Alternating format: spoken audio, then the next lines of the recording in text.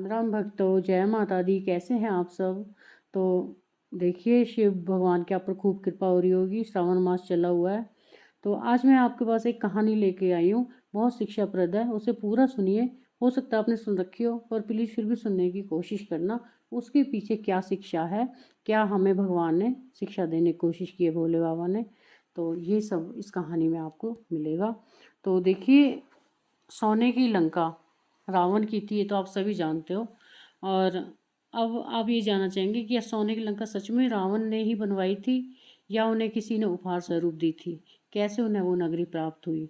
तो इसकी छोटी सी कहानी के जरिए मैं आपको बताती हूँ। तो देखिए, विशर्वा ऋषि थे और उनकी पत्नी थी कैकसी। देखिए, पहली पत्नी, उन्होंने 2 शादियाँ की थी।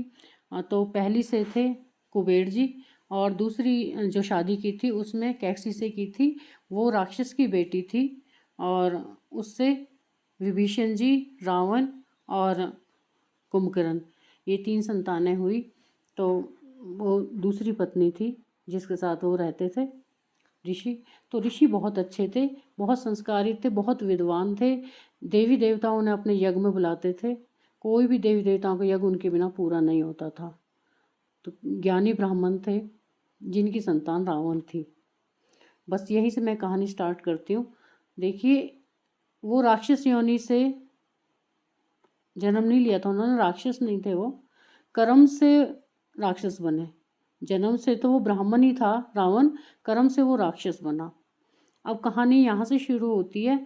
कैलाश पर्वत पे एक बार गौरा माता ने बहुत जिद की कि महादेव जी, सबके पास अपने अपने महल हैं, मेरी सारी सखियों के पास महल है, मेरे पास तो कुछ भी नहीं है। मैं इस बर्फ़ की उसमें बैठी हुई हूँ, कैलाश पर्वत पे आपने मेरे को बिठाया हुआ है, मुझे भी महल चाहिए।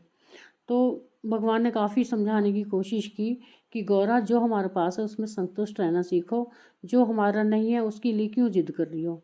लेकिन देखिए, ये बोलते हैं कि स्त्री जब जिद करती है तो इंसान को झुकना ही पड़ता है। स्त्री की जिद के आगे सब कुछ हार गया, पूरा ब्रह्मांड हार गया। तो भोले बाबा को वही हारना ही पड़ा। तो नहीं मानी वो, उन्होंने जिद पकड़ ली, नहीं मुझे तो महल चाहिए। तो ठीक है, उन्होंने बोला ठीक है, मैं बनवा देता हूँ, अपनी इच्छा अनुसार बनवा लो, जैसा तुम्हें चाहिए वैसा बनवा लो। तो गौरा माता खुश होगी। तो उन्होंने विश्वकर्मा जी को बुलाकर एक सोने की नगरी तैयार करवाई। जैसे जैसे माता रानी ने बताया वैसे वैसे विश्वकर्मा जी ने उस नगरी का निर्माण किया, उस महल का निर्माण किया जहाँ उन्होंने रहना था। अब देखिए, आप कोई भी भूमि पूजन या कोई भी मकान पूजन के लिए आप किसी पंडित को बुलाते हो तो तभी वो संपूर्ण होता है। जब तक पंडित उसमें हवन वगैरह यज्ञ वगैरह नहीं कर लेगा तब तक उसमें गृह प्रवेश वर्जित माना जाता है। तो वैसे ही भोले बाबा ने विश्वकर्मा जी को, विश्वकर्मा ऋषि को हवन के लिए, यज्ञ के लिए बुला लिया।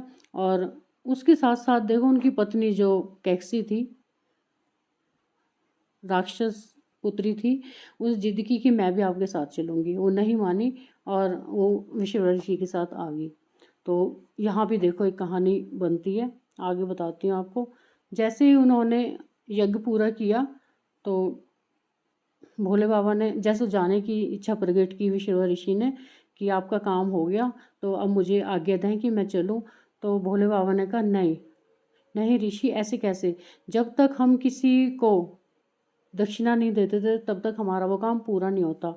तो आप दक्षिणा के बिना तो आप जा ही नहीं सकते, दक्षिणा मांगो। तो विश्वकर्मा ऋषि ने मना किया, लेकिन भोले बाबा नहीं माने कि ये तो आपको लेना ही पड़ेगा, ये तो अधिकार है। तो यहाँ पे देखिए, जो उनकी पत्नी थी कैकसी, तो उन्होंने बोला कि मुझे बोलने दीजिए नाथ, आप मत बोलिए। वहाँ उनको देखो, वहाँ ऋषि को अपनी पत्नी के आगे झुकना पड़ा कि हाँ बोलो। तो उन्होंने वो नगरी मांग ली, भी सोने की नगरी मुझे चाहिए दक्षिणा में। तो भोले बाबा ने बिना कुछ सोचे समझे तथास्तु कह दिया, भी ठीक है। इतने में पार्वती माता को गुस्सा आ गया, सभी देवी देवता बौखला गए कि ये क्या, जिन्होंने इतने प्रेम से इस नगरी को बनवाया वही छीन ली। तो पार्वती माता को बहुत गुस्सा आया। देखिए, उनका तो, अब देखिए, आप कोई चीज़ प्रेम से बनवाओगे और कोई भी अपनी इच्छा से बनवाओगे, उसको कोई छीन ले तो आप गुस्सा तो जायज़ ही है। तो माता रानी ने विश्वकर्मा ऋषि को श्राप दे दिया। तो उन्होंने श्राप दिया कि जिस नगरी को तू मेरे से छीन रहा है वो नगरी तेरा सर्वनाश कर देगी, तेरा सर्वनाश इसी नगरी के कारण होगा। तेरा वंश खत्म हो जाएगा। तो इस तरह से श्राप दिया और भोले बाबा ने उन्हें रोकने की काफ़ी कोशिश की, लेकिन माँ नहीं मानी, उन्होंने श्राप दे दिया तो दे दिया। तो आगे की कहानी देखो, आपको पता है कि कैसे उनका सर्वनाश हुआ, रावण ने कैसे उनका सर्वनाश किया, सब कुछ खत्म हो गया, वंश उसका खत्म हो गया। तो अब इसमें रावण की, सबसे पहले मैं आपको बताऊं कि रावण की इसमें कोई गलती नहीं थी। रावण को लोग बुरा बोलते हैं, लेकिन रावण तो एक ब्राह्मण पुत्र था और बहुत संस्कारित, जैसे कि उसके पिता विश्रवा ऋषि थे वैसे ही रावण था। बहुत विद्वान था, प्रकांड पंडित था, लेकिन उसको संस्कार उसके नाना और उसकी माँ के कारण मिले, राक्षसी संस्कार मिले उसे। तो उसमें उसका कोई दोष नहीं है। सबसे पहले जो हम जैसे भी हैं, अगर हमें जो संस्कार मिलेंगे हम उसी के वशीभूत हो जाएंगे। अगर हमें अच्छे संस्कार मिले हैं तो हम अच्छे संस्कारित हो जाएंगे। अगर हम बुरे संस्कार मिले हैं तो फिर देखो ये ऐसी इस तरह हमारा सर्वनाश होगा। तो संस्कारों के ऊपर डिपेंड करता है कि हमें कैसे संस्कार मिले, हमारे बच्चों को कैसे संस्कार मिले हैं। इसमें किसी इंसान की कोई गलती नहीं होती। वो संस्कार जो उसको मिले हैं वो वैसा ही करेगा, वैसा ही बनेगा। तो कुप्रभाव और सुप्रभाव संस्कारों का ही होता है, इसमें इंसान की कोई गलती नहीं होती। सबसे पहली शिक्षा इसमें ये है। और दूसरी शिक्षा देखिए, जब भोलेनाथ ने मना किया था गौरा माँ को कि जो हमारे पास है उसमें खुश रहो, जो हमारा नहीं है उससे मांगने की जिद क्यों कर रही हो, लेकिन माता नहीं मानी। देखिए मैं आपको एज ए, अब आप खुद ही सोचो कि जो हमारे पास है वो हमारा ही है और हमारा ही रहेगा। जो हमारा नहीं है उसे हम कितना भी अपना करने की कोशिश कर लेंगे, वो हमारा अपना नहीं होगा। इससे ये शिक्षा ग्रहण करो कि जो है उसमें संतुष्ट रहो, जैसा भी है।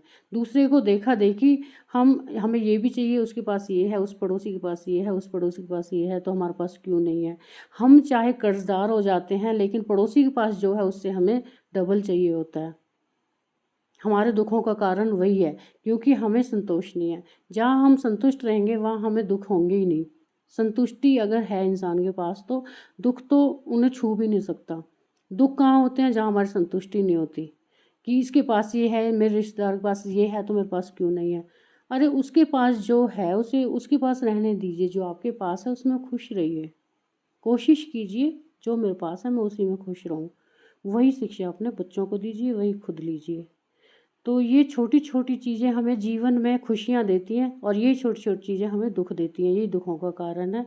बस सोच समझ के अपने जीवन को सुख में बनाइए, ना कि कांटों भरा जीवन बनाइए। कांटों भरा जीवन बनेगा तो हमें जीने में बहुत मुश्किल हो जाएगी। जो है जैसा है संतुष्ट रहिए। आधा गिलास पानी है तो आधा गिलास पानी पीजिए। आधा रोटी अगर हमारे पास एक समय की है तो एक समय खा लीजिए, एक समय पानी पी के गुजारा कर लीजिए। लेकिन संतुष्टि हमें बहुत कुछ देती है। बस प्रभु भजन में लगे रहिए। प्रभु हमें जो हमारे लायक है वो हमें ज़रूर देंगे, भूखा हमें वो मरने नहीं देंगे। इच्छाएं तो देखो, आज आप कितनी भी इच्छाएं कर लो, इच्छाएं तो हमारी कभी ख़त्म नहीं होंगी। आज हमारे पास सोने की नगरी है, कल हमें डायमंड की नगरी चाहिए। तो कहने का मतलब है कि हम इससे ऊपर ऊपर की सोचेंगे जो हमारे लिए नुकसानदायक है। अपने से नीचे को देखिए कि देखो ये इसमें भी खुश है। एक मज़दूर को देखिए, वो मज़दूरी करके भी खुश है। तो हमारे पास सब कुछ है, तब हम खुश क्यों नहीं है। कर्म कीजिए और संस्कारित रहिए, अपने बच्चों को संस्कार दीजिए। बस यही कहना चाहूँगी। इस कहानी से हमें बहुत शिक्षा मिलती है। सिर्फ ये कहानी नहीं थी, ये भी सच्चाई थी। सिर्फ ये हमें शिक्षा देने के लिए ये कहानी है। तो मिलते हैं नई जानकारी के साथ नई वीडियो में। तब तक के लिए चैनल सब्सक्राइब नहीं किया तो कर दीजिएगा। और कोई बात अच्छी लगी हो तो कमेंट में बता दीजिएगा, नहीं लगी तो भी बता दीजिएगा। बाकी आपकी इच्छा है। जय श्री राम, जय माता दी।